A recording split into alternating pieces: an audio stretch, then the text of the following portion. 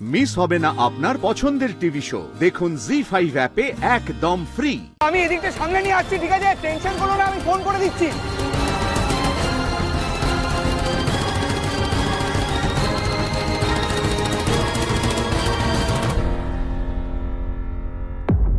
একবার পিয়ালাদার খবরটা পাই ঠিক করে, তারপর আমি অন্তত জামাইবাবুকে প্রশ্ন করব সবার আগে। শোনো না, চলো তোমাদের সবাইকে এবার খেতে দিয়ে দিই। হ্যাঁ, এই ফুলকি বলছি, পিয়ালকে ফোনে পেলে? ও মাই ফাদার, পিয়াল নিশ্চয়ই বিজি আছে, এক্সামের পর ফ্রেন্ডসরা আছে, একটু ফান করবে, তাই না? না না, পিয়াল তো বললো এক্সাম দেওয়ার পর তাড়াতাড়ি চলে আসবে। তো ঠিক আছে, হয়তো বন্ধুদের সঙ্গে একটু গল্প করছে, হতে পারে না সেটা? দিদি তুই এক কাজ কর, তুই খাবার বার, আমার মনে হয় আমরা খেতে খেতে পিয়াল ঠিক চলে আসবে। পিয়াল দাদার ফোনটা তো লাগছেই না,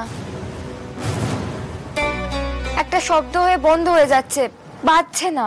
মানে এটা কেন হবে? মাস্টারমশাই, আমাকে এক্ষুনি একবার বেরিয়ে যেতে হবে, বুঝতে পেরেছেন তো? আমি সবাইকে বলছি, ওই ওরা ফোন করে বললো যে ভগবানপুরের কাছে যে উড়ালপুলটা আছে সেটা ভেঙে পড়ে গেছে। কি বলছো? কিভাবে? কে বললো তোকে? তুই কনফার্ম বিষয়টা নিয়ে? আমি জানি না, ওরা তো ফোন করে ইয়ার কি করবে না। আমি একবার যাই, গিয়ে দেখে তোদেরকে ফোন করে জানাচ্ছি, ঠিক আছে? আমি বেরোলাম। হ্যাঁ, সাবধানে যেও কিন্তু বাবা। হ্যাঁ, ঠিক আছে। এসব যে কি কাণ্ড হচ্ছে কে জানে। দাদা, ওদিকে তো অনেক লোকের যাতায়াত গো। হ্যাঁ এক্স্যাক্টলি, খুবই বিজি এরিয়া ওটা। দিদি টিভিটা অন কর না। হ্যাঁ, পিয়ালের এক্সাম সেন্টারটা তো ওইদিকেই। মানে ছোটদা ভাই, পিয়াল তো সাইকেল নিয়ে গেছে, ও কেন ফ্লাইওভারে উঠতে যাবে? আরে ফ্লাইওভারের নিচ দিয়ে লোকে যাওয়া আসা করে।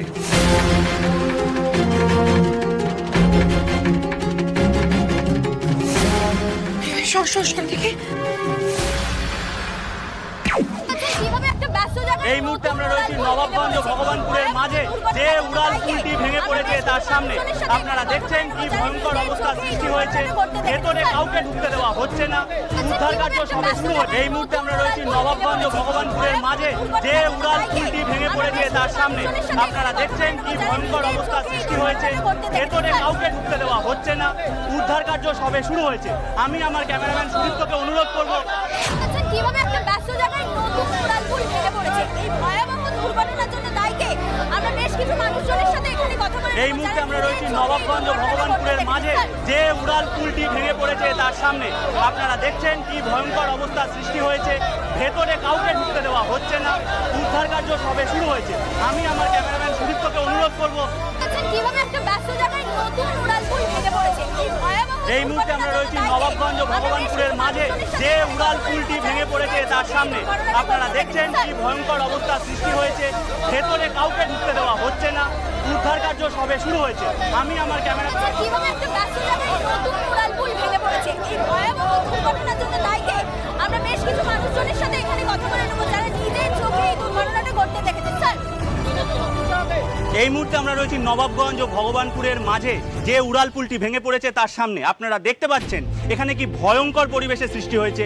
আমরা ভেতরে ঢুকতে পারছি না, ভেতরে কাউকে ঢুকতে দেওয়া হচ্ছে না, উদ্ধার কার্য সবে শুরু হয়েছে। আমি আমার ক্যামেরাম্যান সুদীপ্তকে অনুরোধ করব ভেতরের দৃশ্য দেখানোর জন্য।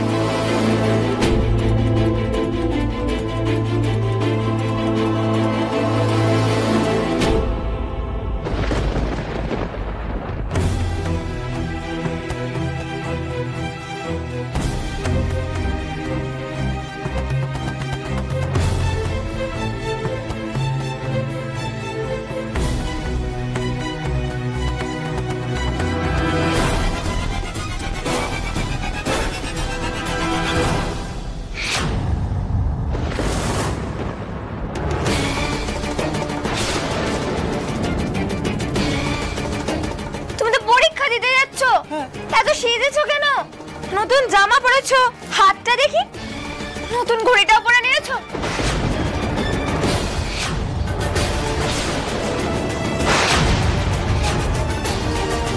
ওই ঘড়িটা ওই ঘড়িটা পিয়াল দাদা। What?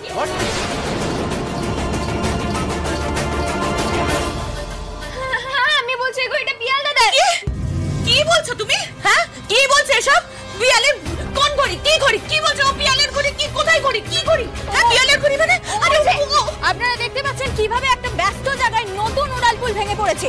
এই ভয়াবহ দুর্ঘটনার জন্য দায়ী কে? আমরা বেশ কিছু মানুষজনকে জিজ্ঞাসা করে নেব যারা নিজের চোখে এই দুর্ঘটনাটা ঘটতে দেখেছে। ফুলকি,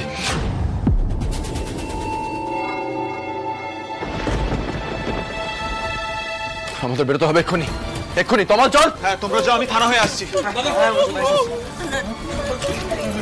ফুলকি, কি করছো তুমি এখানে? এসো, এদিকে এসো। ধানু দিদি, ওটা দেখো।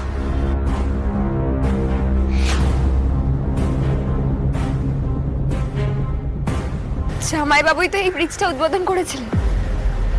কতগুলো মানুষ আজকে বিপদের মধ্যে। এই ব্রিজটা কিভাবে ভেঙে পড়লো সেটা তো ওনারই দেখার কথা। উনি তো এই এলাকার নেতা। যখন ত্রাণ লুট হয়েছিল তখন তো জামাইবাবু কিছু বলতে পারেননি।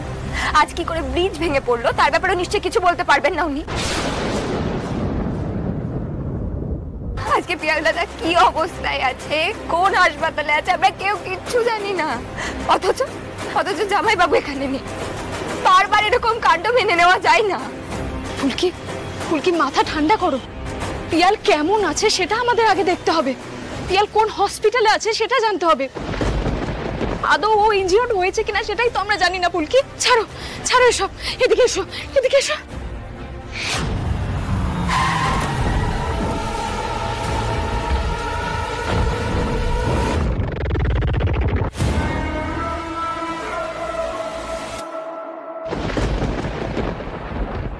দেখি দেখি, শুনুন শুনুন, কি কাণ্ড বলো তো। হ্যাঁ ছোট কাকিমা, তোমরা চলে এলেছে, আমি তোমাদেরকে বারণ করলাম, বললাম আমি আছি, আমি গিয়ে তোমাদেরকে জানাচ্ছি। কেন এরকম করছো? কার্য কিসের জন্য? স্যার একটা কথা। রোহিত স্যার, স্যার রোহিত, রোহিত পিয়ালকে নবাবগঞ্জ হাসপাতালে ভর্তি করা হয়েছে।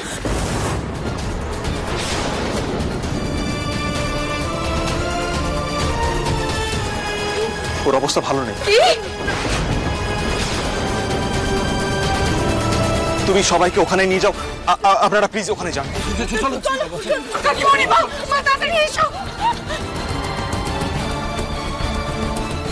আচ্ছা আমি এদিকটা সামনে নিয়ে আসছি, ঠিক আছে? টেনশন করো না, আমি ফোন করে দিচ্ছি।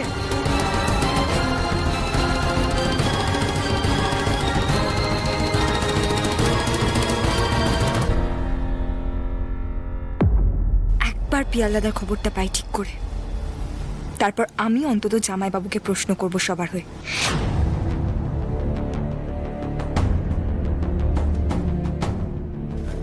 ফুলকি এসো, এসো।